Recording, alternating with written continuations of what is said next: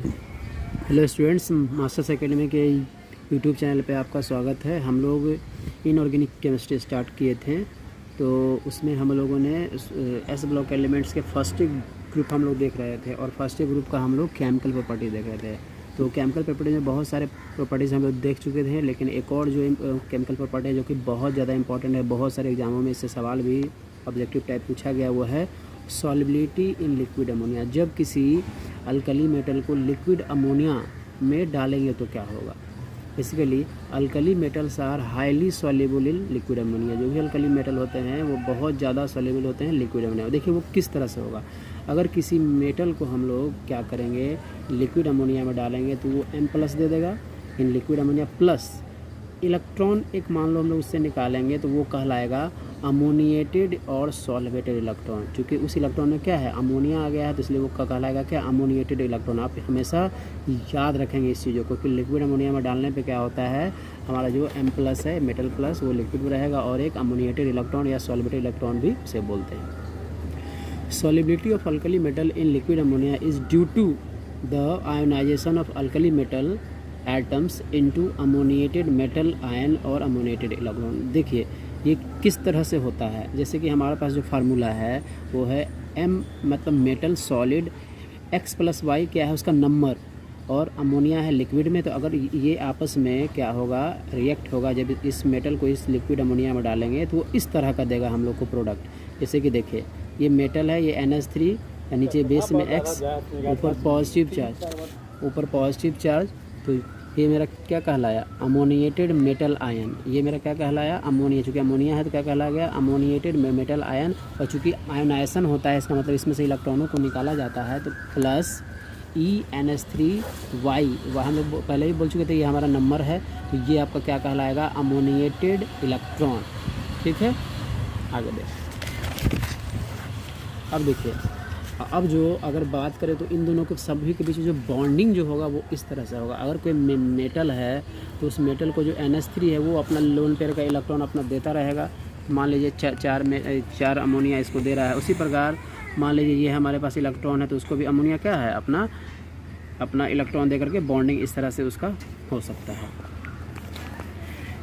As the concentration of alkali metal is increase, अगर alkali metal का जो होता है कंसंट्रेशन वो बढ़ जाएगा। Initially a light blue colour, ये आपको याद रखना पड़ेगा कि light blue coloured, initially a light blue coloured solution is obtain. हमेशा एग्जाम में पूछा गया है कि कौन सा रंग का वो होता है, तो वो light blue coloured solution is obtain which exhibit following behaviour.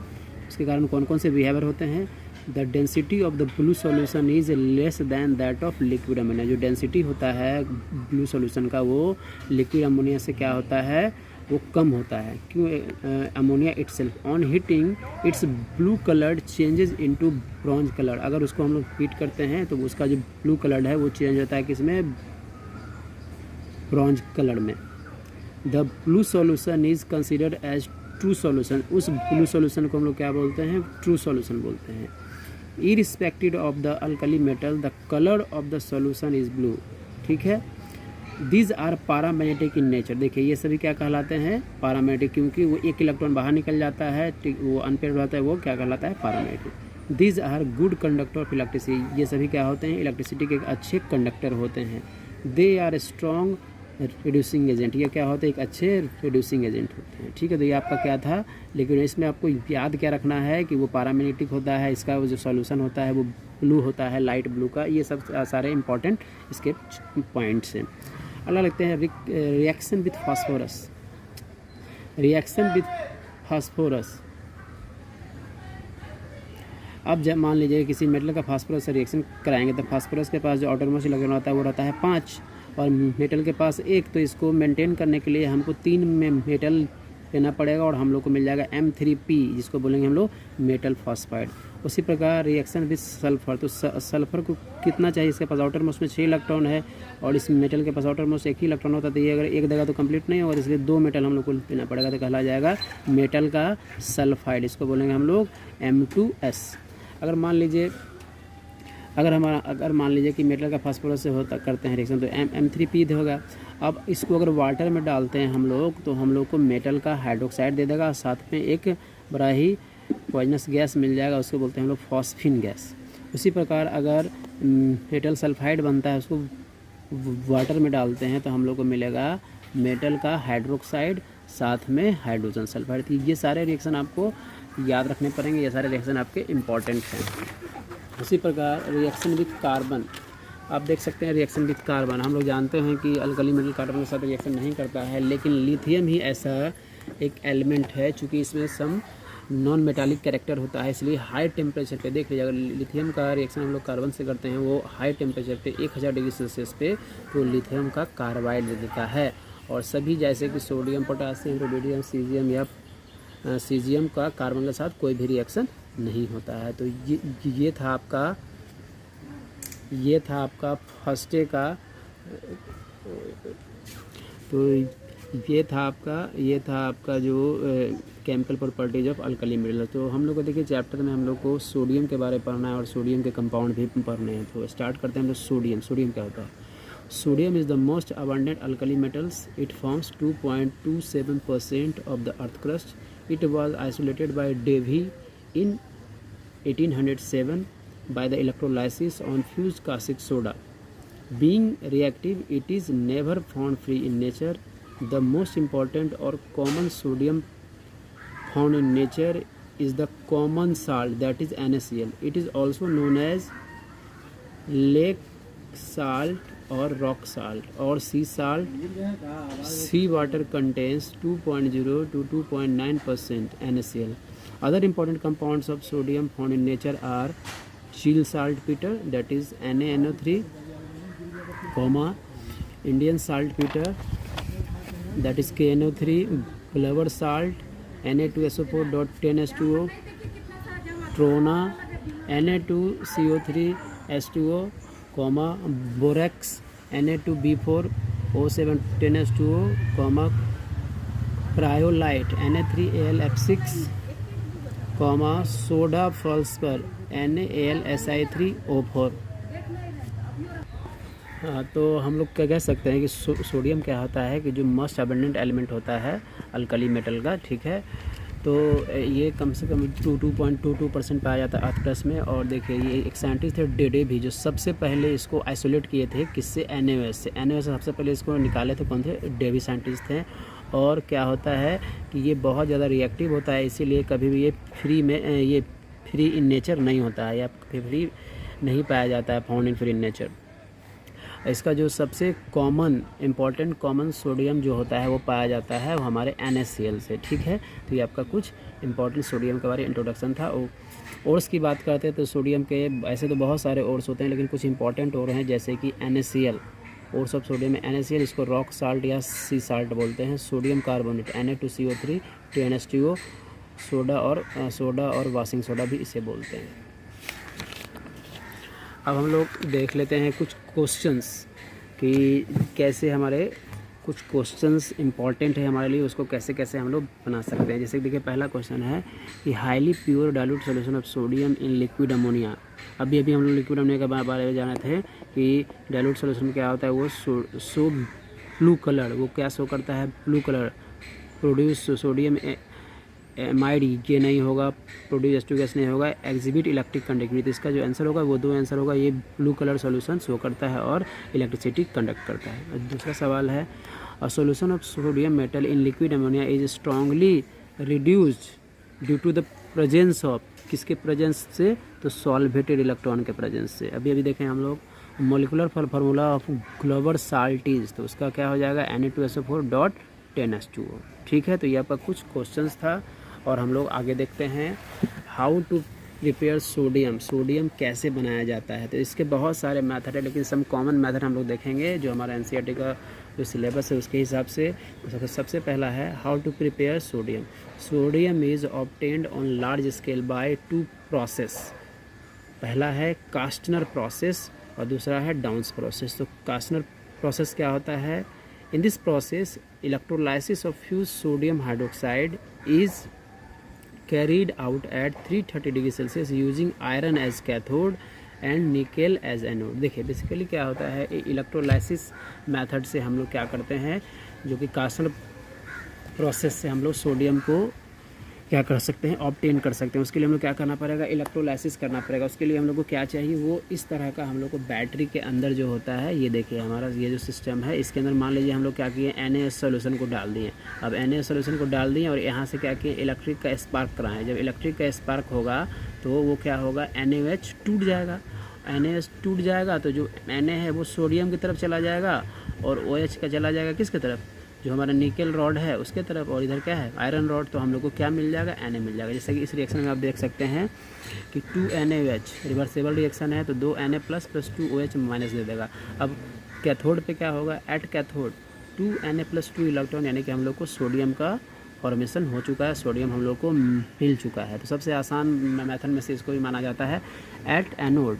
अब एनोड के केस में क्या होगा, मान लीजिए 4OH लेते हैं अगर हम लोग, तो हम लोग को मिल जाएगा क्या, H2O मिल जाएगा, O2 मिल जाएगा और 4 इलेक्ट्रॉन हम लोग को बाहर निकल जाएगा। During electrolysis O2 and water are produced. Water formed at the anode gets partly evaporated and is partly broken down. The H2 is discharge at cathode. अगर हम लोग क्या करते हैं, H2O को ब्रेक करते हैं तो क्या हो जाता है, हम लोग H प्लस और OH माइनस मिल जाता है, और अगेन हम लोग उस H प्लस में 2 इलेक्ट्रॉन जोड़ते हैं तो हम लोग को H2 गैस क्या होता है, डिस्चार्ज होता है। कहाँ पे, कैथोड पे। तो ये आपका एक सिंपल सा मेथड था सोडियम ऑब्टेन करने का, वो था कास्टनर प्रोसेस। सेकेंड हमारा है downs process.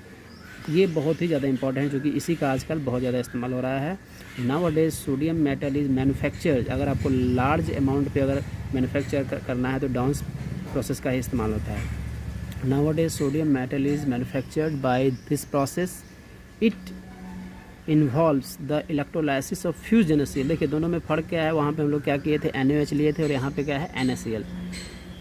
It involves the electrolysis of fused NaCl containing CaCl2 and Kf using iron as cathode and graphite as anode at about 600 degree Celsius. देखिए दोनों प्रोसेस सेम ही है, बस यह फ़र्क क्या है कि वहाँ पे एनोड कुछ और लिए थे, यहाँ पे एनोड कुछ और लेंगे, वहाँ पे कैथोड कुछ और लिए थे, यहाँ पे कैथोड कुछ और है।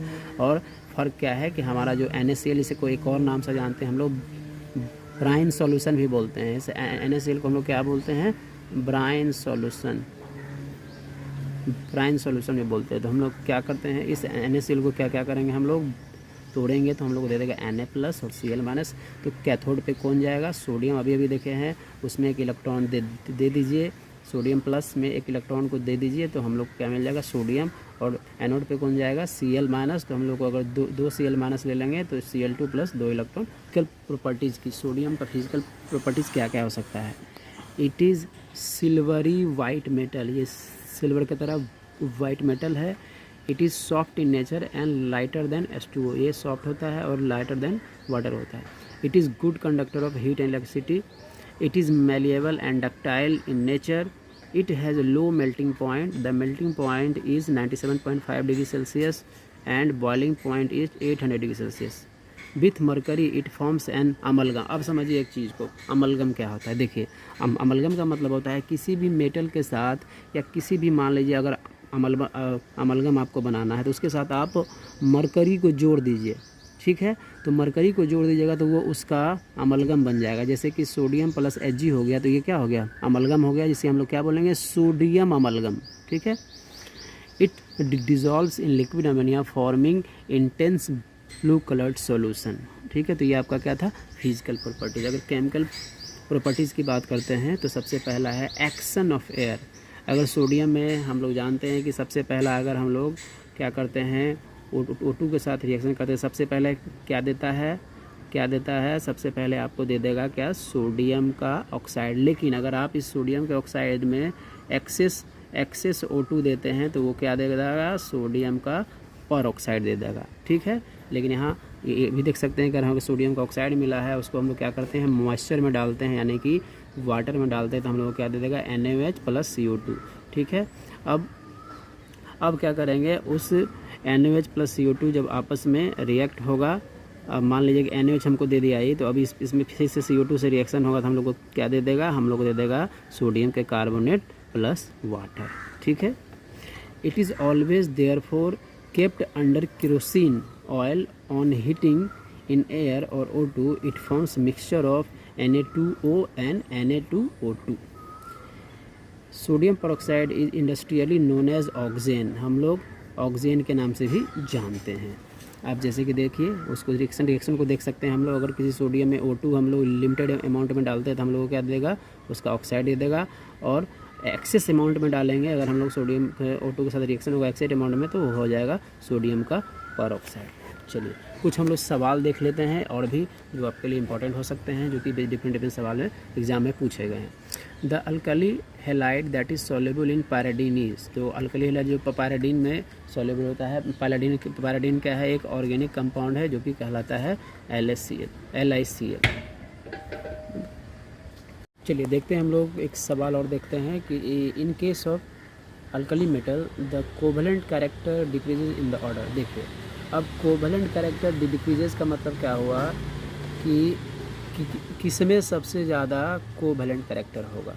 ठीक है, तो कोवेलेंट कैरेक्टर, तो यहाँ पे बात करते हैं जो हमारे पास मेटल होगा, और मेटल जो हमारे पास है और वो मान लीजिए कोई भी अल्कली मेटल है, तो कोवेलेंट कैरेक्टर का मतलब क्या होता है, तो जो Mi है उसमें सबसे ज़्यादा देखा गया है covalent character in comparison to Mbr, in compare to MCl और इन कंपेयर टू Mf। अगला सवाल है the alkali metals form salt like hydride by the direct synthesis of elevated temperature.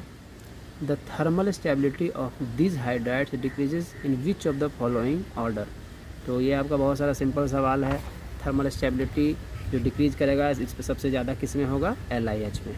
आगे आपको देख सकते हैं। On dissolving moderate amount of sodium metal in liquid ammonia at low temperature which one of the following doesn't occur. तो इसमें आप देख सकते हैं ये सारे कैरेक्टर पाए जाते हैं लिक्विड अमोनिया में। ब्लू कलर्ड होता है, solution is obtained, sodium ions are formed in the solution, liquid ammonia becomes good conductor of electricity. लेकिन ये जो कैरेक्टर है वो नहीं होता, क्योंकि जो लिक्विड अमोनिया में क्या होता है वो पैरामैग्नेटिक होता है और ये क्या है, डायमैग्नेटिक। इसमें क्या बोल रहा है, इसमें कौन डजंट, मतलब कौन अकर नहीं होता है, तो लिक्विड अमोनिया रिमेंस डायमैग्नेटिक, जो कि हमेशा पैरामैग्नेटिक है। अब देखिए एक और सिंपल सा सवाल है कि अगर हम लोग सोडियम परऑक्साइड को वाटर में डालेंगे तो क्या होगा, तो कुछ नहीं, सोडियम परऑक्साइड को वाटर में डालेंगे तो हम लोग को सोडियम का हाइड्रोक्साइड और O2 निकल जाएगा। अगर ये पोटासियम ऑक्साइड को सुपर ऑक्साइड बेसिकली है, अगर इसको हम लोग क्या करेंगे वाटर में डालेंगे तो हम लोग को पोटासियम का परऑक्साइड और हाइड्रोजन परऑक्साइड और O2 मिलेगा। उसी प्रकार ये सोडियम के ऑक्साइड को CO2 से रिएक्शन होगा तो वो हमारा सोडियम का कार्बोनेट देगा। चलिए इसमें हम लोग रिएक्शन प्रॉपर्टी देख रहे थे सोडियम का, उसमें हम लोग पहला देख लिए थे एयर से, दूसरा है वाटर से। Action with water, it decomposes H2O vigorously, मतलब होता है बहुत तेज़ी से। It decomposes H2O vigorously with evolution of heat and liberating H2 gas. देखिए अगर सोडियम को क्या करते हैं वाटर में डालते हैं तो हम लोग को NaOH दे देगा और H2 गैस दे देगा, some amount of heat energy भी इन्वॉल्व होगा। अगला है affinity of non metals, it has high affinity for non metal. हम लोग जानते हैं कि मेटल हमेशा क्या चाहता है, किसी नॉन मेटल के साथ रिएक्शन करना अपने स्टेबिलिटी को मेंटेन करने के लिए। तो it has high affinity for non metals except carbon and nitrogen. It directly reacts with hydrogen, sulphur, phosphorus, halogen etc to form corresponding compounds on heating.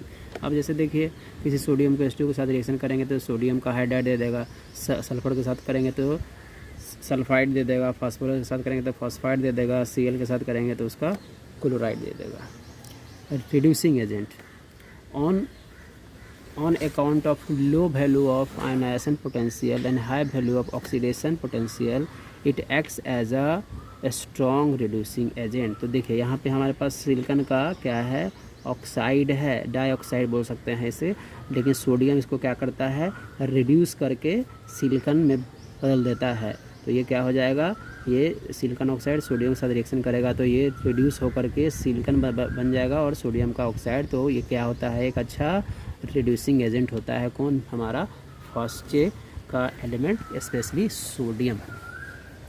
अब बात करते हैं कि सोडियम का कार्बन डाइऑक्साइड के साथ रिएक्शन करना, तो उसको ये बना देता है क्या, सोडियम का कार्बोनेट।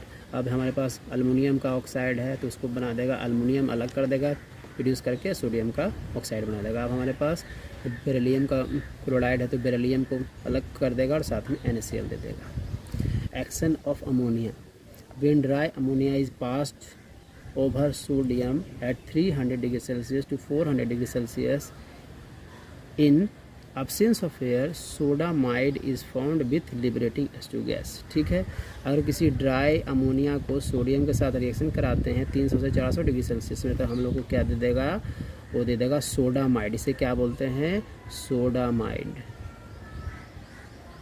सोडामाइड और H2 गैस हम लोग का इवॉल्व हो जाएगा।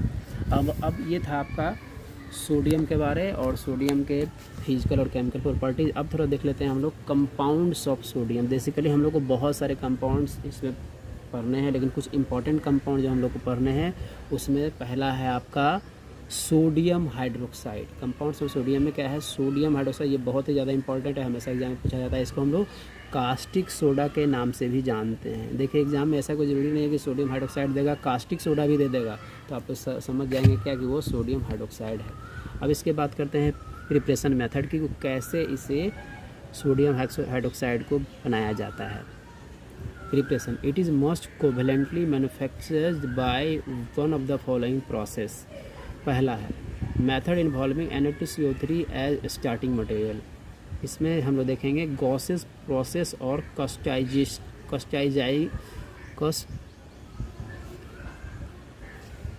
कॉस्टिसाइजिंग प्रोसेस। अब देखिए कॉस्टिसाइजिंग प्रोसेस में क्या होता है, हम लोग सबसे पहले क्या लेते हैं, सोडियम के कार्बोनेट लेते हैं और उसको कैल्शियम के हाइड्रोक्साइड के साथ क्या कराते हैं, रिएक्शन कराते हैं, तो हम लोग को कैल्शियम का कार्बोनेट और सोडियम हाइड्रोक्साइड मिलता है। तो इसे हम लोग क्या बोलते हैं, कॉस्टिसाइजिंग प्रोसेस या गॉसेस प्रोसेस।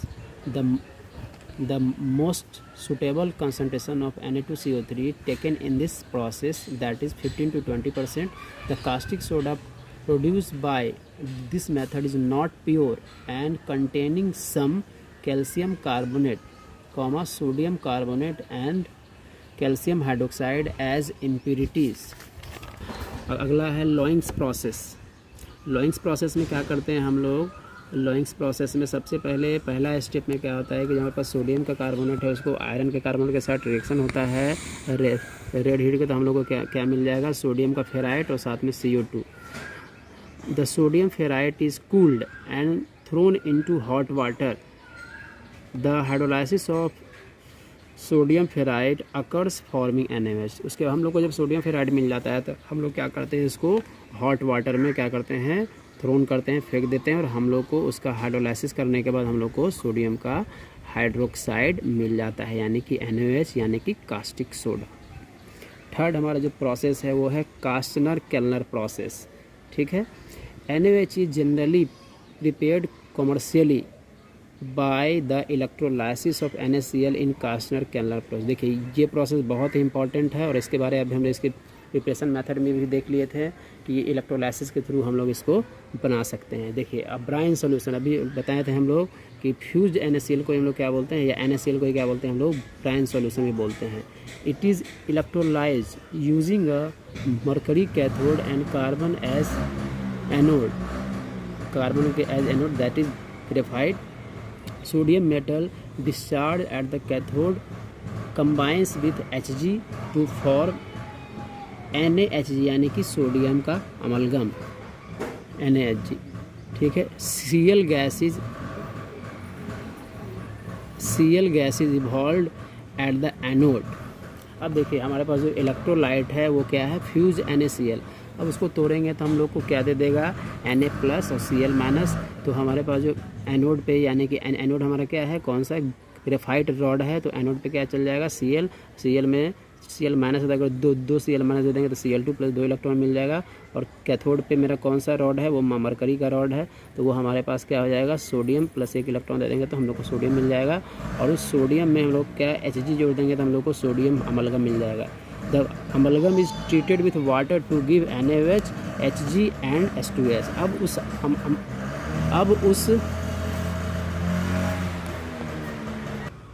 अब देखिए हमारे पास जो सोडियम अमलगम मिल चुका है, अब उस सोडियम अमलगम को वाटर में डाल देंगे तो हम लोग को क्या मिल जाएगा, सोडियम का hydroxide plus mercury plus H2 gas evolve हो जाएगा। तो ये सारे प्रोसेसेस हैं जिससे हम क्या कर सकते हैं, सोडियम हाइड्रोक्साइड पा सकते हैं। तो नेक्स्ट क्लास में आएंगे तो इसके आगे का देखेंगे, और आपको जो भी कुछ समस्या होगा वो आप पूछ सकते हैं। ये बहुत ही सिंपल सारे मेथड है, बस आपको थोड़ा सा ध्यान देना है, इलेक्ट्रोलाइसिस के बारे में आपको थोड़ा ध्यान देना है, बस इतना ही काफ़ी है। आज के लिए इतना ही।